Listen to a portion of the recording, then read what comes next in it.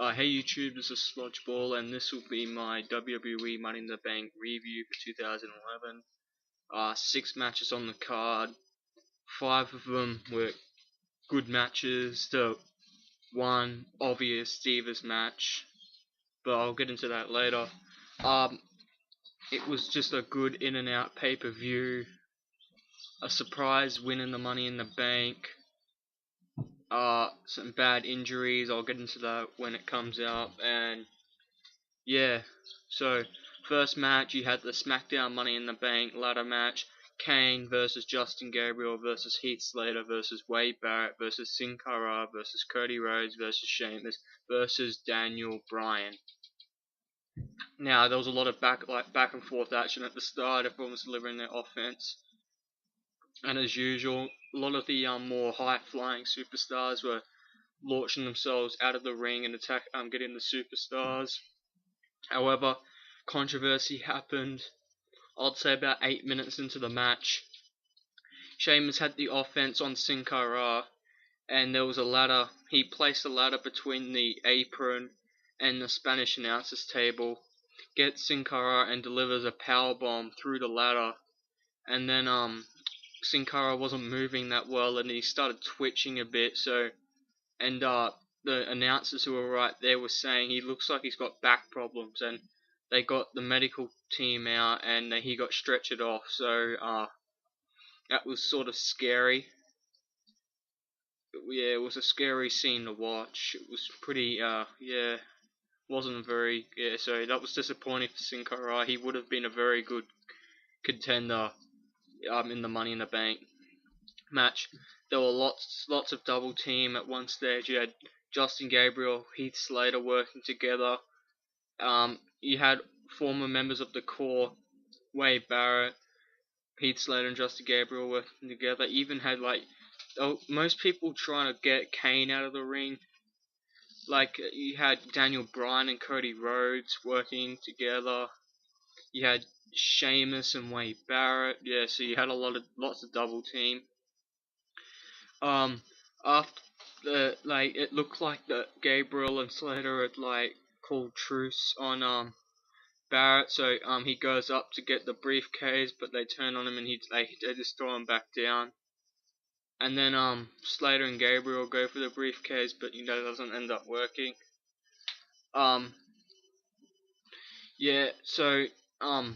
then at one stage you had Heath Slater was on the top turnbuckle, and who was it?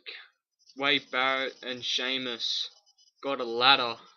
It was not pulled out. It was, and then they put it, and they were able to get Heath Slater on top of the ladder, and then they threw it a bit, and Slater landed on Kane. So that was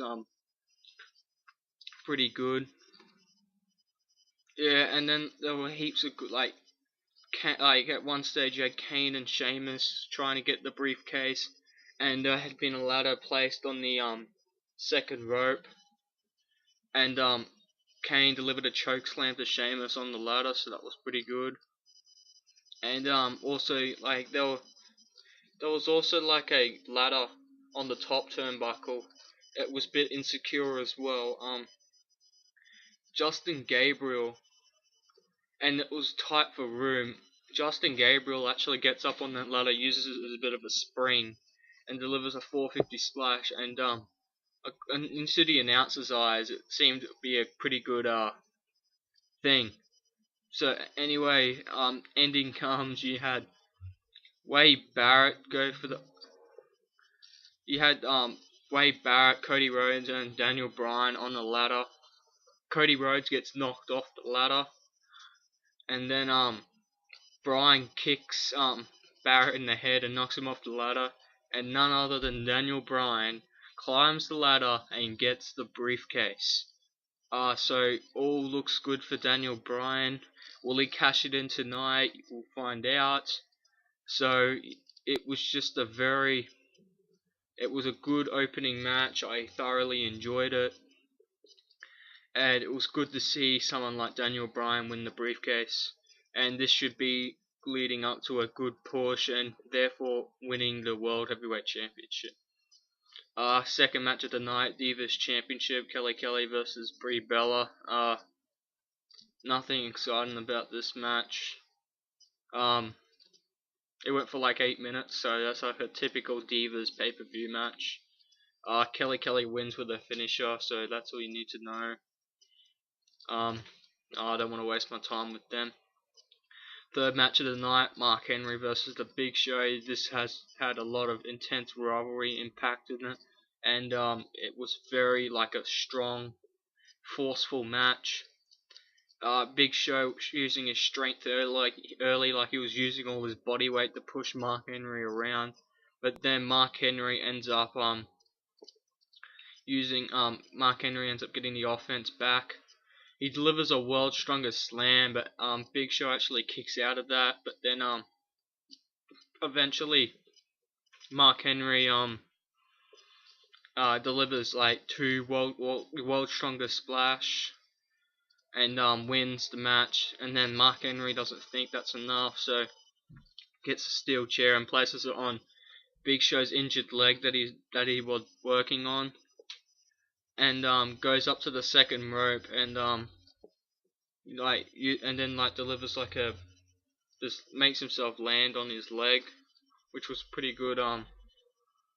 Yeah, they both actually went up on the ropes. Like Big Show went on the second rope and delivered like a shoulder charge to Mark Henry, so that was pretty good from both. It was a pretty, you couldn't expect much. You couldn't expect a 20-minute match from them, but I think it was about over 10 minutes, like 11, 12 minutes, so it was a pretty good match. It was what I expected to be: strong, forceful, lots of strength involved, stuff like that.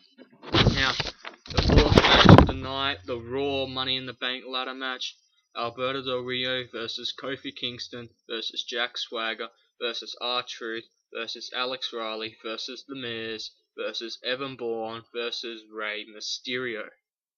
And they all brought a ladder into the ring, and immediately after the start they get Alberto Del Rio out of the ring and they start throwing ladders on top of him, so it looked like he'd been out of the contest.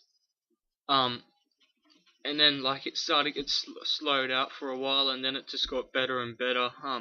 Truth launched himself over the ropes and like lands, and then same with Mysterio and Kofi Kingston. So all the superstars were up outside the ring, and then Evan Bourne gets on the tallest ladder out there and delivers airborne to all 7 superstars in the match, which was pretty good.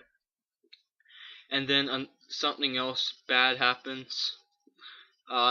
The Miz was up on the ladder with, I can't remember who it was, and then someone pushes the ladder and his hand was still on the briefcase, which causes him. Oh, it was Del Rio that pulled the ladder, which causes him to land awkwardly on his knee, and he actually dislocated it, and he was screaming in pain, and then so he gets walked off for the time being. Also, you had Kofi Kingston. He delivered a boom boom drop kick, a boom boom leg drop, sorry, off the turnbuckle to R-Truth. They manufactured the ladders very well in this match. At one stage you had all 7 superstars on the ladder at the same time, like, yeah, and then once they all Kofi Kingston ends up being the only person back on the ladder, and then Jack Swagger gets himself back on, and they both fall off the ladder, and then none other than The Miz comes back out. He's limping, and it looks like they popped his knee back in, and he's running back out, hobbling back out, and tries to get up the ladder, but Rey Mysterio stops him in his tracks, and yeah, so the ending comes. Rey Mysterio and Alberto Del Rio are both on the ladder. Both Mysterio's hitting the briefcase on Del Rio's head, and instead of getting the briefcase, rips Rey Mysterio's mask off, which causes Rey Mysterio to cover his face, and then eventually falls off the ladder, trying to cover his face, and Alberto Del Rio wins the Raw Money in the Bank Championship. Briefcase. Will he cash it in? We'll find out later. The fifth match of the night was Randy Orton versus Christian for the World Heavyweight Championship. And if Randy Orton gets disqualified, he will lose the World Heavyweight Championship. This was a pretty good match. It didn't really heat up entirely till about, I'd say, halfway through. And when Christian hits the kill switch, and Orton actually kicks out, and then he decides to go for a spear, and Orton gets out of the way, and Christian's shoulder hits the steel ring post, and then you had Orton hit a gut wrench powerbomb, and then after that he goes for the RKO, but Christian runs out of the way, and it's like no, and then spits in Randy Orton's face, which gets him, like, fires him up, and like, you know how Orton gets disqualified, he's fired.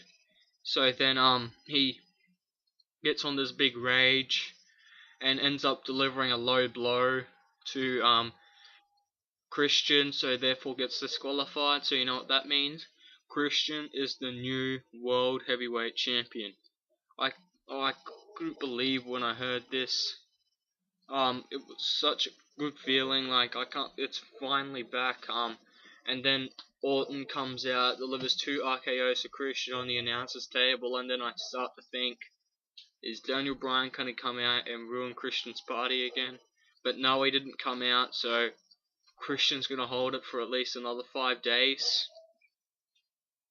I don't know what's gonna happen on SmackDown. We're gonna have to wait and see whether Orton gets a rematch at SummerSlam, or there'll be a new contender for the World Heavyweight Championship.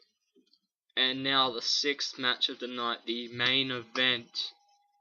John Cena versus CM Punk for the WWE Championship, where if CM Punk leaves CM Punk wins the WWE Championship, John Cena gets fired.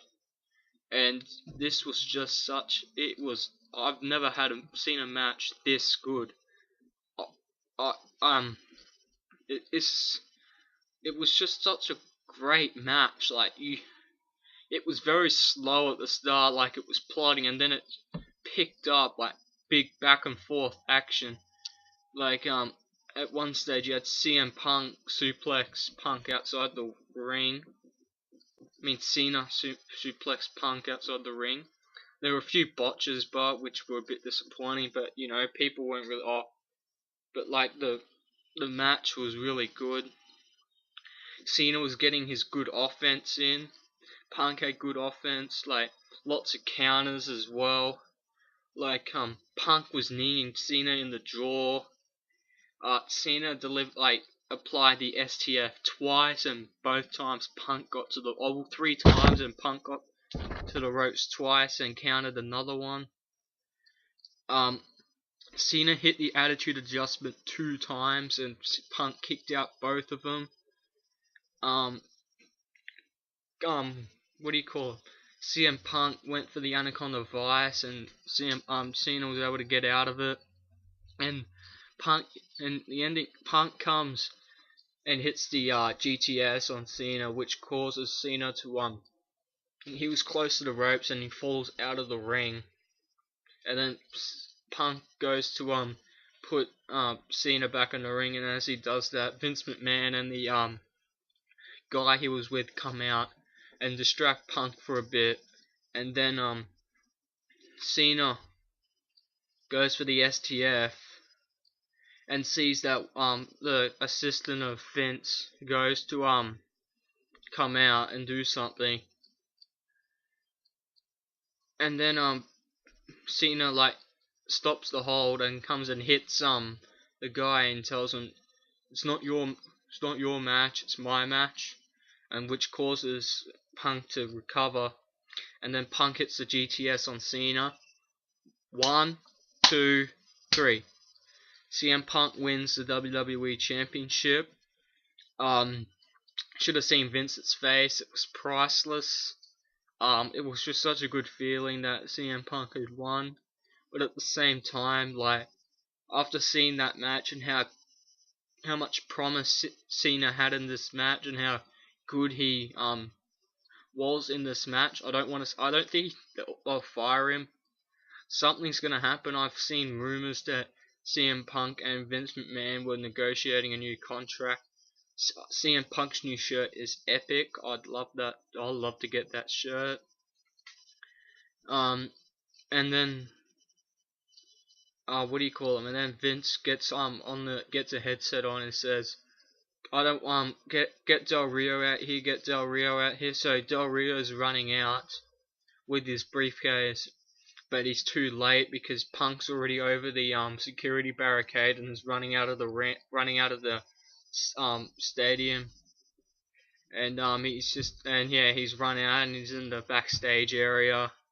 So it looks like Punk's left with the WWE Championship, or has he? So we're gonna have to watch Monday Night Raw to find out what that was. But all in all, I'm gonna give this pay-per-view a 9 out of 10, possibly 9.25. No, 9 out of 10 because the Divas match was kind of disappointing as usual. And yeah, if I didn't have the Divas match and I had like a tag match on, it probably would be 9.5 to 9.2, 9.25 to 9.5. So yeah, it was a pretty good match, I'd have to say. Pretty good pay-per-view. Comments on how you think the pay-per-view was. Do you think the John Cena vs CM Punk is the best match of the year? I think it's pretty good contender. The Triple H and Undertaker match was pretty good as well, but that's right up there as well. The Cena and CM Punk match, it's at least top 2. And subscribe up there. And yeah, see ya.